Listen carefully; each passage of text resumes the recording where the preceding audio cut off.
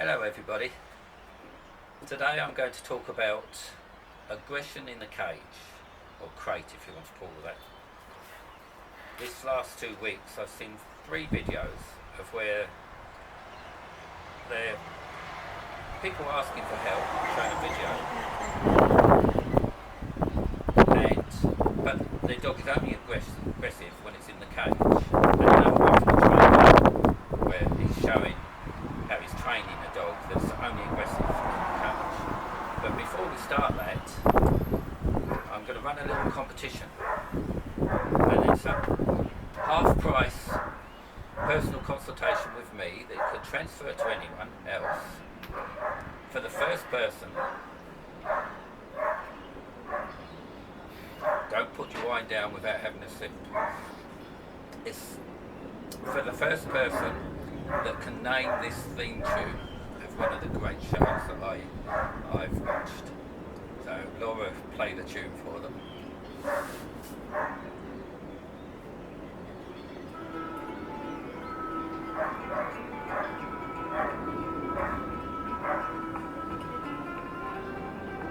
I hope you can hear it clearly.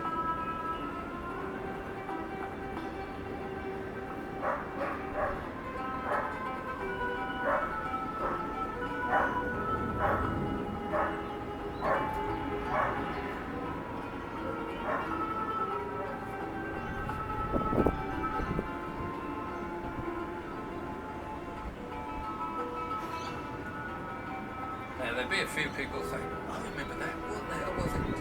But it's the first person that on my Facebook page, Dog Man Down Under, that comes up and says, that tune is from whatever. And they have a half price consultation, personal consultation at their home, and they can give that to a friend or whatever. So that should do it, Laura. Thank you.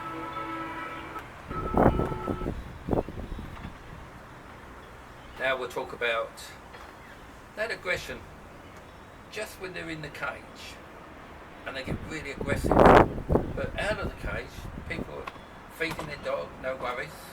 It's when they're in the cage that the dog gets aggressive.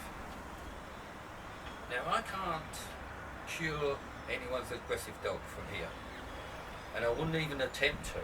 So I'm just going to give you a few pointers and tips, and you can apply it to a dog you're training or your own dog. Just some things to think about that I don't see getting mentioned. The first thing is, with all dogs, aggression is normal. It's not some sort of beast thing that shouldn't be happening. All dogs, if you watch little puppies, they growl at each other, and some are more aggressive than others when they grow up. And some breeds are different, and in between the breeds are different. So you can have and it's always labelled, I see it always labelled anyway, as these dogs, they're always anxious. It's not aggressive, it's anxious. Well, if a dog bites me, I call it aggressive. If it bites their owner, I call it aggressive. That's aggression. Doesn't matter the reason that it was anxious or frightened or it was dominant. If it bites you, it's aggression. So knowing the reason why it's doing it is a big help, but trying to label it as not being aggressive is just daft, I think. If it was late at night and I went up to some man standing in a dark alleyway and I was dressed like a fag dress, just to ask him the time, and he punched me in the head because he thought I was going to be aggressive to him, he was anxious, I'd still call that being aggressive to me because I didn't mean anything to him. So just remember, it's aggression. If your dog's barking, growling at you, it's aggression. Anyway, why do they do it in the cage and not outside? But the clue there is a lot of times, and all those 3 videos, I think it's all 3, there's at least a couple of them, the owner said, it's pretty alright outside. the cage, it's just in the cage. Overall, it's not too bad. Well, that's the clue. Overall, it's not too bad. That means he is aggressive outside the cage, but it's not too bad. So if you can't, now this is a big tip, if you can't stop every bit of aggression everywhere else, and the worst bit is in the cage, you have no hope of stopping it in the cage. You've got to deal with the easy stuff first. That's the first tip there. If you've got a dog that's aggressive to other dogs, I might wait for this plane to go over. We live near Oakley Air Base. If you can still hear me, show me the plane over, yeah.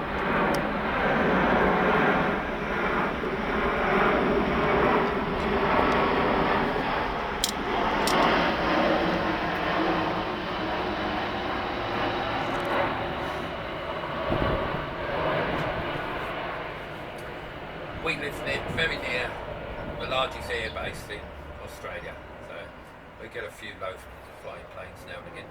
It's not as bad as living in a commercial airspace. Anyway, if you've got a dog that's aggressive on the lead to dogs going crazy on the fence, but it's a little bit aggressive to dogs it sees in the park. If you can't cure that little bit of aggression, you can't cure the number 10 aggression. So first thing to realise that. Now I've seen all sorts of theories of why they do it. But the best case is to talk about it will probably be the trainer I saw recently.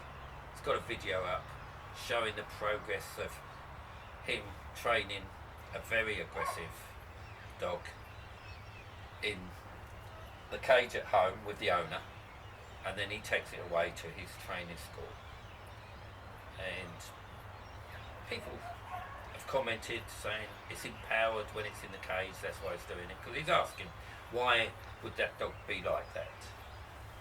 Well, I'm pretty certain that dog's aggressive at times out of the cage because it was crazy in the cage. So cure that, that's the why. Cure the aggression outside first.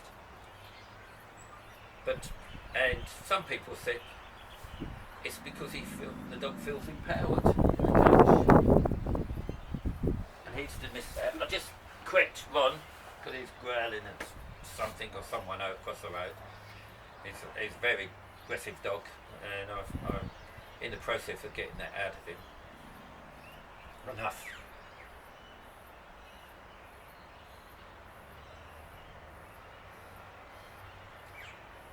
Now, I've never seen anyone mention, people say, in the cage, that's their safe place.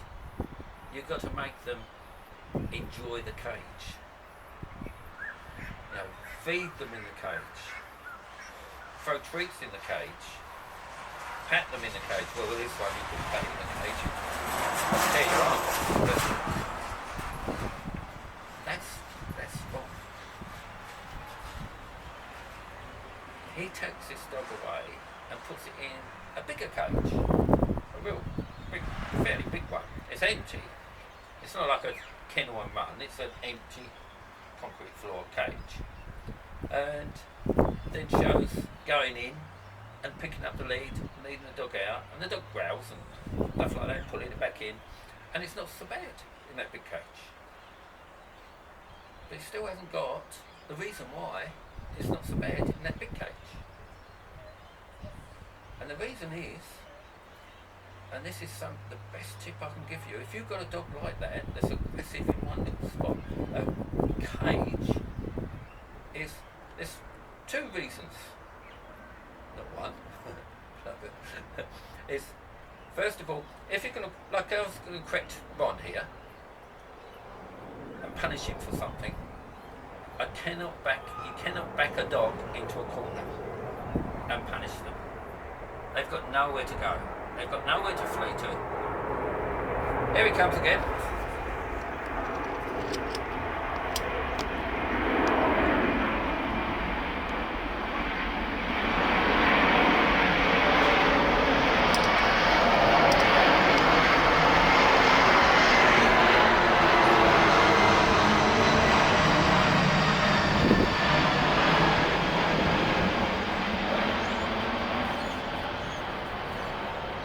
Gives me a chance to have a sip of wine anyway, so that can't be bad.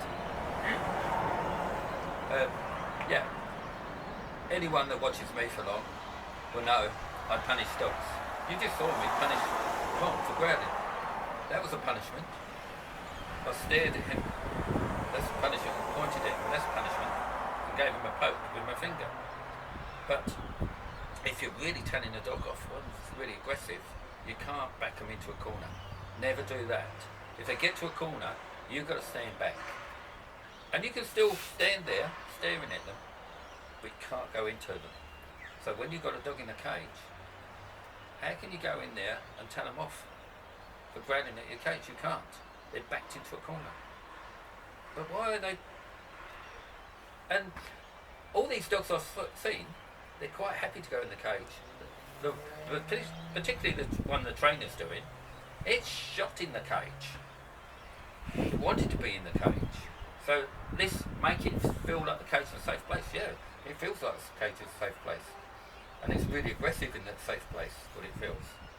So what it's got is its own territory in the cage. And I haven't seen anyone pick up on that. That cage is that with a roof, like that, it's got its own territory, it's not your territory.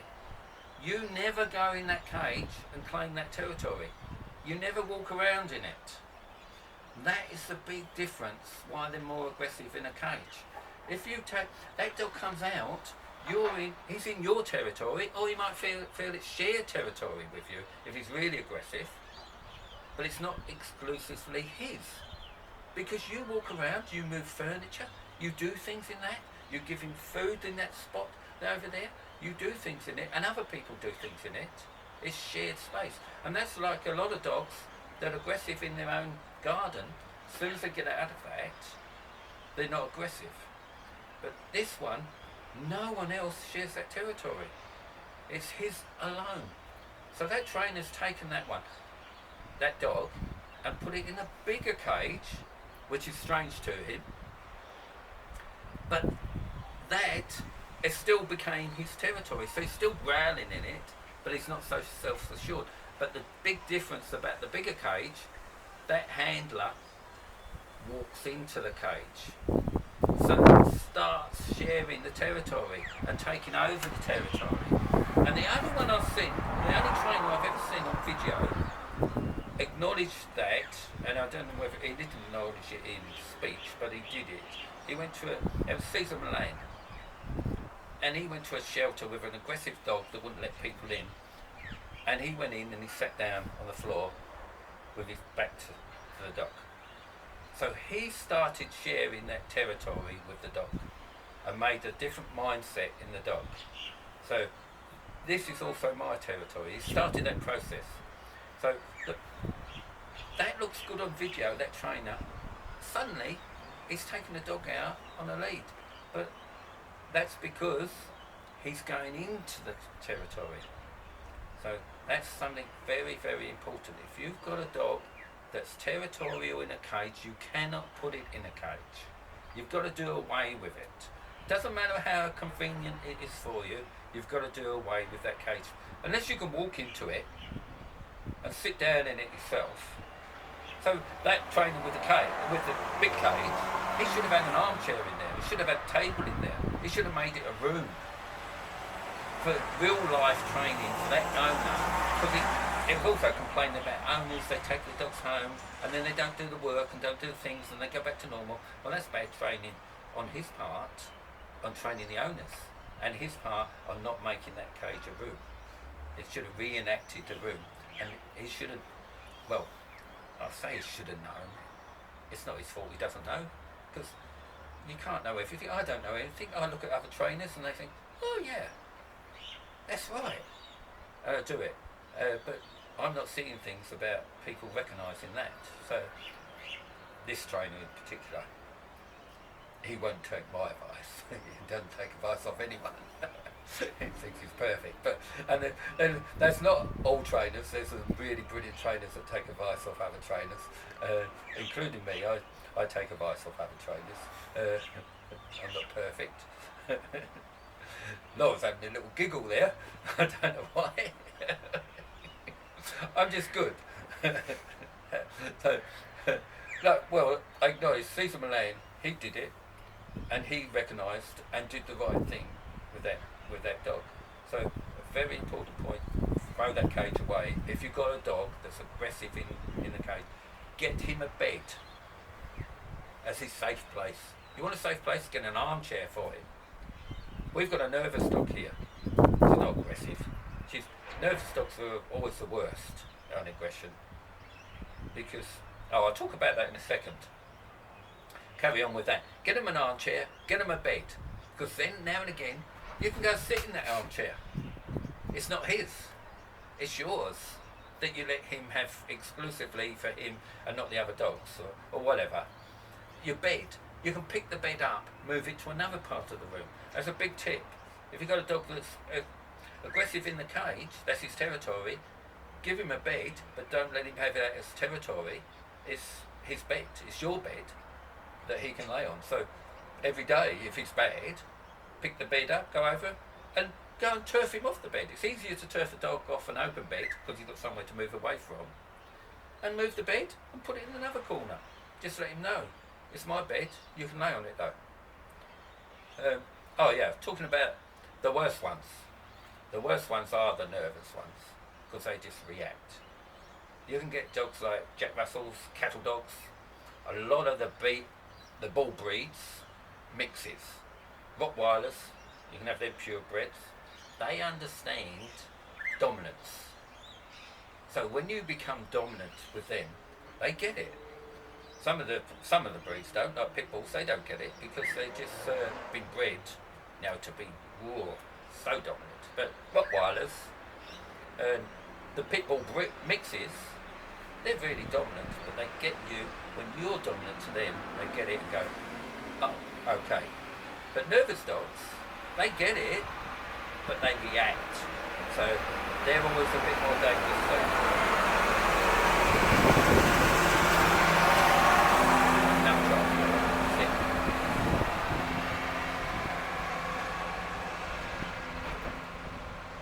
so with nervous dogs, this is why I can't tell you to how to cue your dog, because it's going to be different. Every dog's going to be different. Every household's going to be different. Every situation. You might have kids, you might not have kids. The age of the dog, the breed of the dog. But nervous dogs, no matter how you do things, if they're really nervous, there might be occasion when they go, "Wah!" because it's a reaction. And you can't, if it's in their DNA to be nervous, if they've been frightened by something, you can get them out of that nervousness. But if they're always nervous, they're always a bit unpredictable. So that's about it. You can ask questions on me on my Facebook page, and you can win that competition. And I'll leave you with Laura playing that tune again, half price, and that's valid for as long as you like. As long as you don't ring me up in 10 years and I say, what the hell are you talking about? I don't even remember that. I can't even stand up.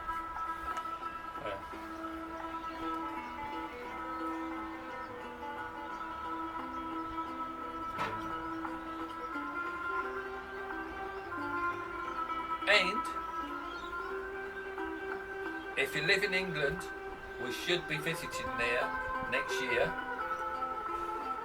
So you can take this offer up when we go to England. Otherwise, the offer is valid for within 50 kilometres of my hometown, Ipswich, Queensland. After that, it's $1 a kilometre travel, that's all. And this consultation will last about, I don't have a time limit.